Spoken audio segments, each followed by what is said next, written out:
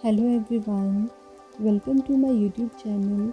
My name is Neha and you're watching my YouTube channel Neha's Content। और आज हम Kullu district का part 2 करेंगे। तो चलिए शुरू करते हैं कुल्लू डिस्ट्रिक्ट। तो आज हम इस वीडियो में जो है वो कुल्लू ज़िले के इतिहास के बारे में पढ़ेंगे। तो जैसा कि आप यहाँ देख रहे हैं, मैंने आपको अपनी प्रीवियस वीडियो में बता दिया था कि कुल्लू ज़िले के संस्थापक किसे माना जाता है, विहंगमणि पाल को। फिर यह माना जाता है कि जो विहंगमणि पाल थे उनके पूर्वज जो है वो सबसे पहले प्रयाग में रहते थे। वहाँ से वे जो है वो कुमायूं आए और उसके बाद कुमायूं से मायापुरी हरिद्वार आए, लेकिन उन्हें हरिद्वार स्थान भी जो है उन्हें छोड़ना पड़ा। फिर विहंगमणि पाल जो है वो अपनी पत्नी और अपने पुत्र पक्षपाल और उनके कुल पुरोहित हुआ करते थे उदयराम के साथ जो है वो कुल्लू घाटी की ओर बढ़े और उन्होंने जगत सुख में आकर जो है वो चपराई राम नामक व्यक्ति के घर में वो उन्होंने शरण ली और इस प्रकार से वह जो है वो अज्ञातवास में रहने लगे। और यह एक मान्यता यह भी है कि एक बार वो एक मेला देखने जा रहे थे तो मार्ग में उन्हें जो है वो एक वृद्ध महिला मिली, वह भी वही मेला देखने जा रही थी। तो विहंगमणि पाल जी ने उन्हें अपनी पीठ पे उठा लिया और मेला देखने के लिए उन्हें ले जाने लगे। जब वह आधे रास्ते में पहुंचे तो महिला उनकी पीठ पर से नीचे उतरी और उन्होंने विहंगमणि पाल से बोली कि अब वह उसकी पीठ पर चढ़ जाए। तो यह सुनकर जो है वो विहंगमणि पाल है वो अचंभित रह गए और उन्होंने जो है वो सोचा कि ये वृद्ध महिला उन्हें कैसे पीठ में उठा सकती है। तो उतनी ही देर में जो है वो उन वृद्ध महिला ने उन्हें दर्शन दिए। असलियत में वो जो है वो हिडिंबा देवी थी और उन्होंने हिडिंबा माँ ने उन्हें वरदान दिया कि वो उस देश के जो है वो राजा बनेंगे। और इसी तरह जो है इसी के परिणाम स्वरूप विहंगमणि पाल जो है वो वहाँ के राजा बन गए। और इस तरह से उन्होंने जो है वो वहाँ के जो सीमांत शासक हुआ करते थे उन्हें परास्त किया और वो जो है वो वहाँ के राजा के पद पर जो है आसीन हो गए। विहंगमणि पाल के बाद जो है वो उसके पुत्र पक्षपाल जो है वो गद्दी पर बैठा। पक्षपाल के बाद फिर विहंगमणि जो है वो गद्दी पर बैठा, उसके बाद हीनपाल राजा बना। इस तरह से बहुत से राजा हुए। मैं उनके बारे में आपको डिटेल में तो नहीं बताऊंगी, लेकिन इसमें मैं सिर्फ उन्हीं राजाओं के शासन को कवर करूंगी जिनके काल में जो है वो महत्वपूर्ण घटनाएं घटी हो। फिर है उसके बाद जो आते हैं वो है राजेंद्र पाल। राजेंद्र पाल जो है वो उनकी जो है वो कोठी बरसाई क्षेत्र पर वे अपना अधिकार जमाना चाहते थे, लेकिन कोठी बरसाई जो क्षेत्र था उस समय वहाँ के राजा हुआ करते थे सूरत चंद। सूरत चंद जो थे वो पुत्रहीन थे, उनकी सिर्फ एकमात्र पुत्री थी जिसका नाम था रूप सुंदरी। और जैसे वो पुत्रहीन थे तो रूप सुंदरी ही उनके राज्य की रानी बनी। लेकिन राजेंद्र पाल जो है वो कोठी बरसाई पर अपना अधिकार जमाना चाहते थे, इसीलिए उन्होंने क्या किया, कोठी बरसाई पर आक्रमण कर दिया। तो इससे क्या हुआ, राजेंद्र पाल की बहुत बुरी हार हुई। उनके 11 पुत्र थे जिसमें से 9 की मृत्यु हो गई।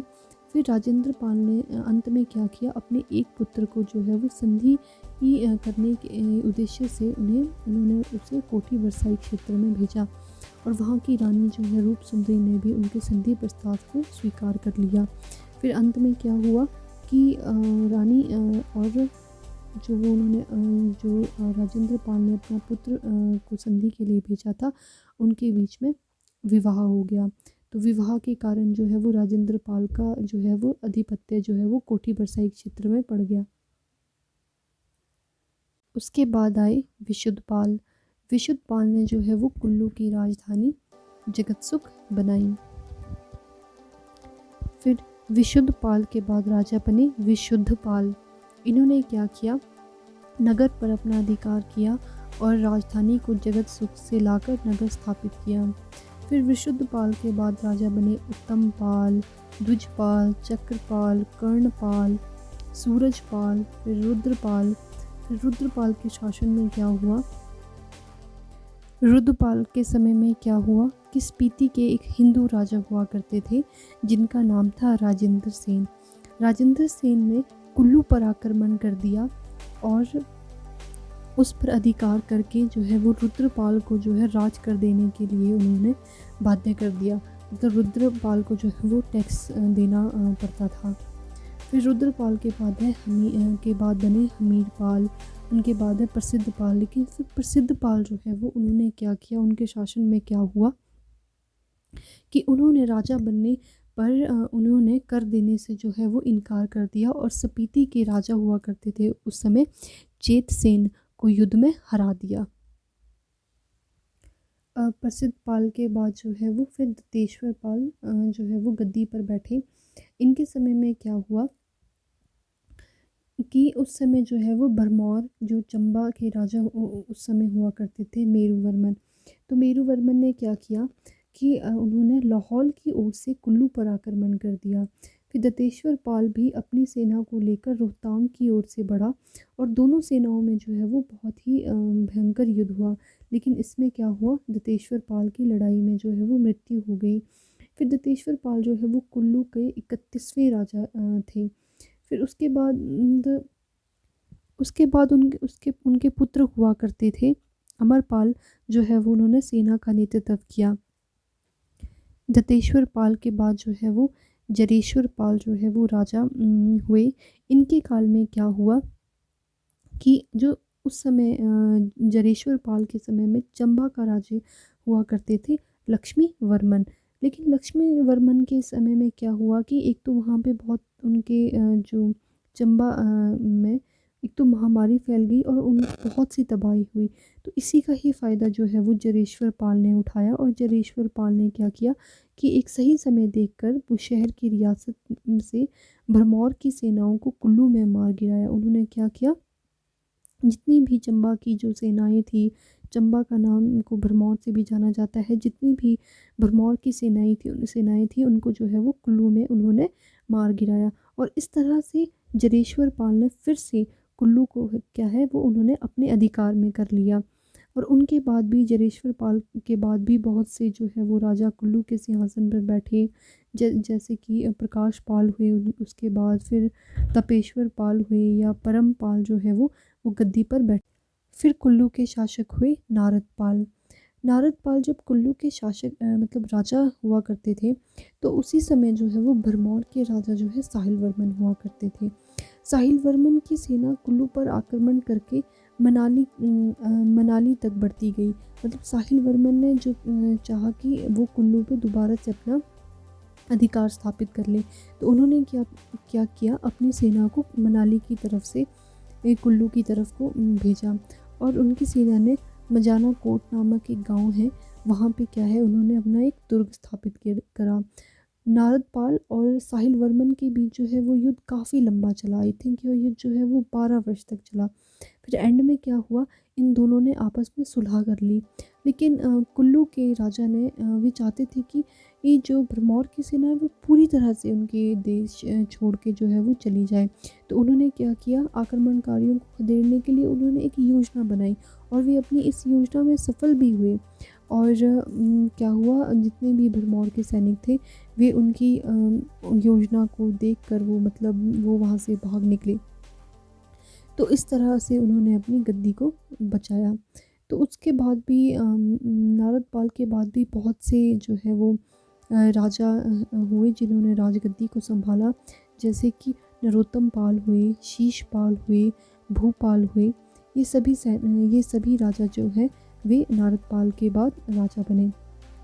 फिर यहाँ देखिए कि चंबा सेना जो थी उनको पारंपरिक रूप से जो है वो गद्दी सेना के नाम से भी जाना जाता है। किस सेना के जाना जाता है, गद्दी सेना के नाम से भी जाना जाता है। फिर नारद पाल के बाद भी बहुत से जो है वो राजा गद्दी पर बैठे। जैसे नरोत्तम पाल राजा बने, फिर शीशपाल राजा बने, फिर भूपाल राजा बने। इसी तरह से बहुत से राजा जो है वो गद्दी पर बैठे। फिर आते हैं आपके सिद्धपाल। सिद्धपाल के बारे में भी उनके बारे में बहुत सारी श्रुतियाँ हैं कि एक बार क्या हुआ कि जब सिद्धपाल जो है वो जगत सुख की ओर कहीं जा रहे थे तो उन्होंने एक बुढ़िया को देखा जिसने पीठ पर जो है वो भारी किल्टा उठाया हुआ था। तो सिद्धपाल ने क्या किया, उस बुढ़िया की मदद की और वृद्ध बुढ़िया जो थी वो वास्तव में कौन थी, हिडिंबा देवी थी।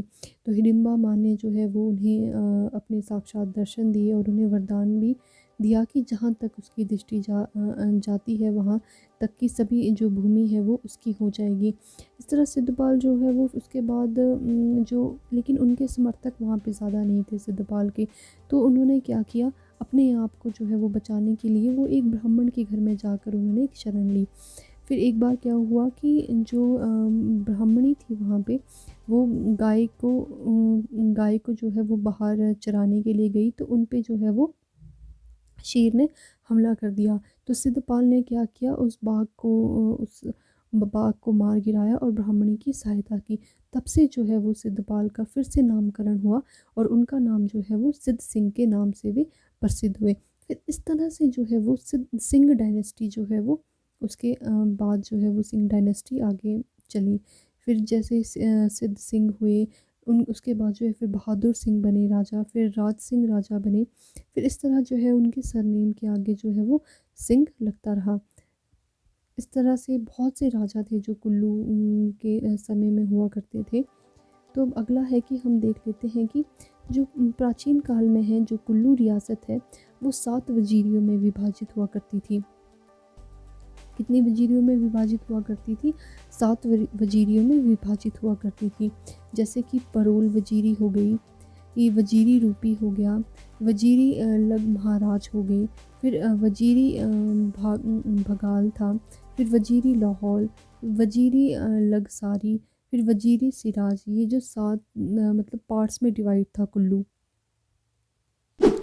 आज के लिए कुल्लू डिस्ट्रिक्ट में इतना ही। अगर आपको ये वीडियो अच्छी लगी हो तो please do like, share and subscribe to my YouTube channel. Thank you.